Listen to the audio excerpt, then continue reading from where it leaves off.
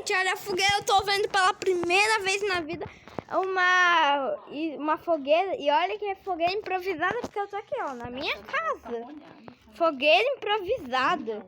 Olha que fogueira improvisada. E ficou incrível, minha gente. E trouxe foi esse daqui. Meu cunhado, que ele é dono dos canais Marmitex TV e Marmitex Games. Inscreva-se. Ok, gente do céu. A única coisa que eu penso na minha cabeça é vai dar... Ai! Imagina se caísse uma faísca de fogo aqui em mim, iria dar...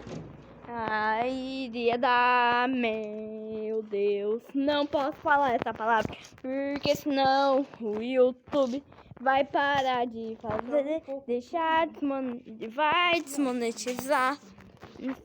Então não sei se tá desmonetizado. Gente! Gente, que fumaça! Gente, ó, parece uma estrela, parece uma coisa no céu. Gente! Ai! Faísca de fogo! Gente, que lindo! É uma pena que se alguém encostar nisso vai...